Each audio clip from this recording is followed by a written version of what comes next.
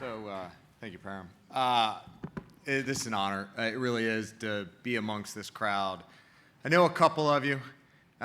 Those that don't know you, that don't know me, that's actually probably a good thing, and I'll tell you why. But it is, again, it's an honor to be here and to be the last thing between you and the open bar. So I'll try to do this a little bit quicker than I normally would. And I, too, was provided remarks by my team. I tend to not use them because, frankly, everything everyone said today is in my remarks. So I'm not going to belabor the threat environment.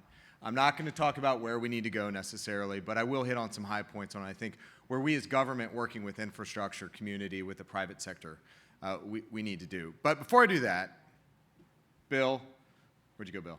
All right, there you are. I've never had the pleasure of working with you, so congratulations. I hope at some point we do get to work together. Rob, I work with you a lot and too much. Tom, you don't remember me, but I worked with you for about a year last year. I was Peter Lee's support to the commission last year, so it was an honor to see your leadership in action. That report that the commission put out last year, it's dog-eared, it's on my desk, I look at it. It's not really a lie, but almost every day. I use that, it is great. There's a lot of good stuff in there that's informed current policy, so it's important. But yes, seriously, Rob, you're great to work with. It's an honor to see you up here. I don't like the late night calls, though. So before I get into the content, the name up there, it is the worst name in all of government. The senior official performing the duty of the Undersecretary of the National Protection Programs Directorate of the Department of Homeland Security. Wow, that's a lot. I got a plan to fix that, and I'll challenge everyone at the end. But basically, my title is Soap Dust, senior official performing the duties. So, oh, hi, Hala. See you back there. So what that really means is, per the Vacancies Act, I can't be the acting undersecretary. It's just one of those legal things, but it's kind of a cool name. I had to go up to Ottawa a couple weeks ago for all right, we got someone from Canada, for a Five Eyes meeting, and I've got this weird OPSEC thing. I don't like my name out there, so they're like, okay, well, what name do you want, Mr. Smith, or something like that? I was like, nope, Soap Dust. So the limo driver's got a sign that says Soap Dust. I took a picture. He's like, it's got to be an inside joke. And it is. It's not funny, but anyway. Before I go on, I do want to say one thing. This is kind of weird for me. It's the first time I've ever done remarks with my beautiful wife in attendance. When I got the invitation, I was kind of looking at the invitation. I was saying, oh, black tie. That's kind of cool. I've been wearing a tux since our wedding. Lost a little bit of weight since then, 11 years ago, and the styles have changed a little bit. It's a little bit boxier, but yes, this is the first time I put on a tux in 11 years. So with that, let me move on. So the threat environment, we've heard it. We all know about the Big Four. We know about the criminal gangs. We know that every day we just can't help plugging something in. Whether it's in our homes, we talk about Alexa, we think about our TVs, we think about God knows, our refrigerators now have embedded touchscreens and all that good stuff. But we also think about the IT environment, the business environment. We think about the OT, the operational environment. It is increasingly complex. It is not going to get any simpler. That's I think, pretty much a truism. We're going to just continue to connect things. We're going to figure out how to increase efficiencies. We're going to keep going to just-in-time delivery, and we are going to continue to pay the price for doing that. Now, what can we do about it? This community, this group, is working day in, day out on addressing a lot of those issues. And so on a day-to-day basis, what I'm doing at the National Protection Programs Directorate, which is DHS's critical infrastructure protection and cybersecurity arm, is working with the private sector to figure out how we can get ahead of these problems, how we can flip the script. You keep hearing about the asymmetry of the threat. It's easy for the bad guy to just go on the internet, spend a couple bucks, and get a tool. Launch an attack. Malware is commoditized. You've always got that little, whether it's a truism or not, but the bad guy's got to be right once. We've got to be right every single time. So it's incumbent upon us then to flip the script, to change the narrative, to go from where O is better than D to where D is better than O. There are some examples of how we can change the physics, how we can change the attack surface, how we can flip that asymmetry. I think automatic updates on operating systems, for instance. You push one button, and boom, you update 1 million plus or billion devices, whatever it is. It's examples of those that I think we really need to continue pushing for. But at DHS and NPPD, what we're focusing on really is 3 things. First, it's protecting federal networks. Second, it's identifying and mitigating systemic risk, and I'll come to that in a minute.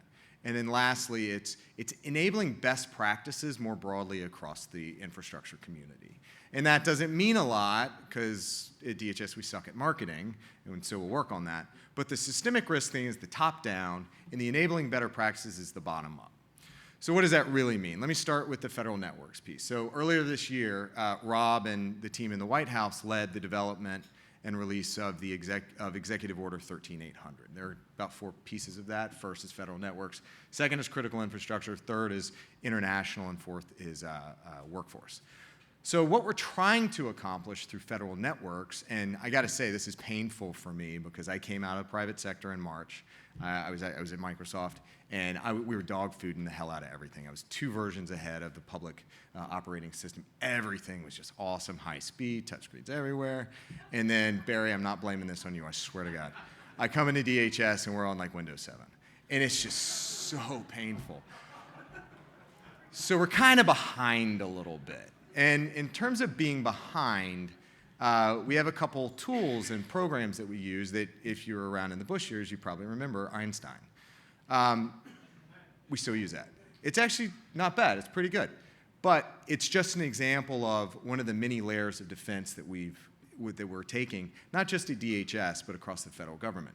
So we're starting at the perimeter with Einstein, even though we were in a meeting with Eric Schmidt a couple months ago, and he said, nope, take away the perimeters, lock down the data, and you'll be fine. I was like, that's kind of aggressive. I don't really think that's a good plan for the federal government, but anyway. So we start at the edges, we start with Einstein, and we bring it in down to the data level. We're starting a program many of you probably have heard of, and some of you may even be a part of, but Continuous Diagnostics and Mitigation, or CDM. There are 4 phases. We're currently in that. What's on the network and who's on the network. We're there. I think most of you are probably like, really? We were there like 5 years ago. Anyway, federal government, we're getting there. The point is, where we're going in the next phase, really, it's that enterprise-wide picture of what's going on across the federal government. Now, what does that do? We can't just be a couple $2 billion situational awareness machine. Where we want to go with that is to inform better risk decisions across the interagency, across the civilian government. We need to get to a point where we can automate, where we can stamp out machines as soon as we detect malicious activity or anomalous activity, clean it up, bring it back in. Think about the health policies that most sophisticated, mature organizations have. If you're not up on the latest versions, if you're not patched, you're not getting onto the CorpNet. That's where we need to go. Barry, that's a challenge to you. So we've talked about that. That's where we're starting right now. There are a couple other things that we have, some unique capabilities. FISMA 2014 gave us the ability to issue binding operational directives. We issued one this summer, actually coming up on 60 days ago, to remove Kaspersky Lab antivirus products from across the federal interagency. There was a decision made based on, frankly, the reach and scope of antivirus products, how they have access to systems and networks, some of the ties of Kaspersky with the Russian government, and some of the laws like the SORM law in Russia. There was a risk-informed decision made that was not a tolerable position. Now, that said, we were providing Kaspersky time to prove us wrong. So we're in the middle of that process. We'll see what happens. But it's an example of risk-informed decision-making that we're ramping up across the federal government. So moving out of the federal government into that second piece of my mission space in NPPD, it's systemic risk. And that's kind of an interesting phraseology I think we're increasingly using. But what it really means is when we look across the critical infrastructure community, which is a terrible word, or a couple words, by the way, that I have spent a lot of time thinking about, how do we get away from that? And I think what we've really boiled down to is, what are the things we take for granted? That's why when I say you probably haven't heard of me, that's a good thing, because I don't want you hearing about me. If I'm doing my job, this stuff still works. Now, what we're going towards is this concept of, it's not about the facilities. It's not about the endpoints. It's about the core functions that cut across our nation. What are the things that keep the lights on, the water flowing, the banks going, the bulk payment process going on a daily basis, clearing trades, things like that. That's really where we need to be focusing as a country, those core functions that have to happen to sustain daily life. Now, there have been some challenges lately from a physical side. I've been to Puerto Rico 3 times in the last couple weeks. It's not going great down there. But that all, in my opinion, all that does is underscore the importance of resilience, of investing, making sure that your systems can snap back. It wasn't done down there. We need to continue to keep those things in mind, investing in resilience. So what we are doing at the department is not competing with you, industry, the cybersecurity solution providers. I don't want to go out there and start creating tools and dropping them out there that folks can use. That's not our job. What I'm looking for is the gaps and seams, the opportunity space in between out in the infrastructure sector. So it's sitting back and looking for those systemic issues where there's no business model for a company to develop a tool and invest. That's where we need to be. We have horsepower, we have data, we have the national labs that we can put the horsepower behind. Those are the things that we need to be doing. Those are the areas where we're focusing right now.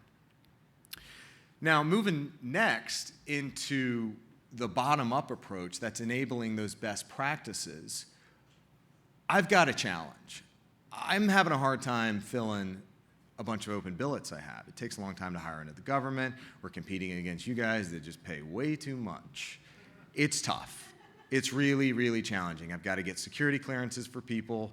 You know, God knows what they've done in their past. There's some hurdles. There's some inherent challenges that I have in terms of getting people in to these billets. So what I'm increasingly looking at is not just how I get butts and seats. It's how do I do prisoner exchanges or whatever you want to call it. How do I get an analyst-to-analyst exchange going? How do I put someone out in Silicon Valley and bring somebody in to sit into my security operations center? How do we do that? We need more of that. How do we look at our contracts? How do we get surge cleanse into the contracts that when we have that bad day, that I might not need somebody yesterday, but I'm going to need them tomorrow? How do we do that? How do we ramp up? How do we bring people in? I also need to think about how I cross-train the existing workforce. FEMA's got this great surge force capacity, or surge capacity force. How do I get something like that for cyber? How do I train up my existing workforce? They might not do incident response on a daily basis, but I need them to. So I'm trying to invest there. I'm looking for every innovative solution I can to catch up and flip that script, change the odds, put D on top of O. There's some other ways we're doing this, and it's a one-to-many concept. Again, I don't think I'm going to beat this problem with people. There are 50,000 endpoints, whatever, I just throw that number out there. There's millions of endpoints, really. I can't engage on every point. So what I need to look at, ICS or control systems is a great example. If I have a control system problem, I need to be working with the control systems manufacturers, the Rockwells, the Honeywells, Siemens, ABB, all those folks. Figure out what the core problems are, get them at the root cause, and then press out to the endpoints. That's that scalability concept that we need to be working on. Also, information sharing. It's a horribly cliched concept. In fact, when I was in industry, I wanted the information sharing bill to pass just so we would stop talking about information sharing. There's so much more we should be doing. But when you actually work through it, if you can get to an automation position, it's pretty effective. Think about the cloud, right? If you've got a cloud-based email infrastructure, what do? You see something come in, you get a bad attachment, you get a bad link come in, pop up a container, throw some rules against it, you figure out what the signature is, and then you deploy those signatures immediately across your entire across your entire enterprise. Put that on a scope of 1,000 enterprises. That's really, in my opinion, the value of information sharing. If we can get it at machine speed across the cloud, then we're really going to see some improvements. Take it one step further and automate based on that information, and you've just changed the game. That, again, that's flipping the script. That's taking D on top, putting D on top of O. So one of our programs right now you may have heard of is the Automated Indicator Sharing Program. It's been in place for about 2 years. Since March of 2016, I think we've shared about 1.3 million indicators. It's not a lot. We need more. We've got about 200 companies participating. It's not a lot. We need more. We also need to get, like I said, into that automation space. And so that's something we're really pushing on. Lastly, because I've gone on too long, I want to talk about that name. I'm just going to give a real quick story, and then I'm going to close it out here. So a couple weeks ago, I was down in Puerto Rico with the FEMA administrator, the TSA administrator, had the vice commandant of the Coast Guard, had the acting secretary, had a bunch of folks. We meet with the governor and his team and talk about some of the infrastructure challenges. The communications, the National Communications Center resides within NPPD, and I had a pretty good handle on the communications situation. In fact, we've been working closely with a number of the companies, AT&T, all those folks, getting some of those temporary capabilities down. That was the one thing in Puerto Rico that we were able to get back up almost, not back up entirely, but up pretty quickly. Right now, 92% of the population of Puerto Rico lives in an area covered by cellular communications. That's a big deal. That is some semblance of life resuming when they're still struggling day in, day out with restoring power. So we're meeting with the governor. We meet with his press people. Everybody does their spiel. I tell them about the comms sector. I say I'm from National Protection Programs Directorate or whatever. And we go up and we do a press hit. And the press person goes, all right, this is great. We've got the whole government here. We've got FEMA. We've got TSA. We've got DHS secretary. We got the comms guy. And just like, the comms guy. That doesn't tell anybody what I do. NPPD doesn't tell anyone what I do. We've talked a lot about marketing and branding and all that good stuff today. Half of what I do is in my name. Now, Tom, I'm not going to hold it against you that in your report you called for the creation of a separate cybersecurity agency. I'm not going to, because I think we can do the job within DHS. Half of my battle right now is my name. I can't tell my stakeholders what I need to do. We've worked really closely with House Homeland on a bill that would rename us something to the effect of the Cybersecurity and Infrastructure Security Agency. It's not great. It could be better. But part of it is just telling my stakeholders what I need to do. And along that road, I need to do a better job of educating, outreach, working with my stakeholder set, because this job, we are not going to succeed if we don't work together. It's just like the physical space. It's just like hurricane response. This is a shared responsibility. Everyone has to pull their weight. And if we do it, I'm pretty confident we're going to make some significant headway. We've already seen progress recently, and I want to point to the election systems. We have dedicated a ton of resources into working with state and locals in getting their election systems back up and running. But it wasn't DHS really doing much of anything. It was sharing information, sharing intelligence, helping them come along and understand the significance. Got a lot of work ahead of us across the board, but my challenge to you is, just like was mentioned earlier, every day think a little bit more about what you're doing, how you're engaging, educate, increase awareness. This is National Critical Infrastructure Security and Resilience Month, so think a little bit every day about what we can do to change the script, flip D into a better position over O, and I think we're going to make some progress. So thank you again. It's been an honor. Have a great evening. Great to be here. Thank you.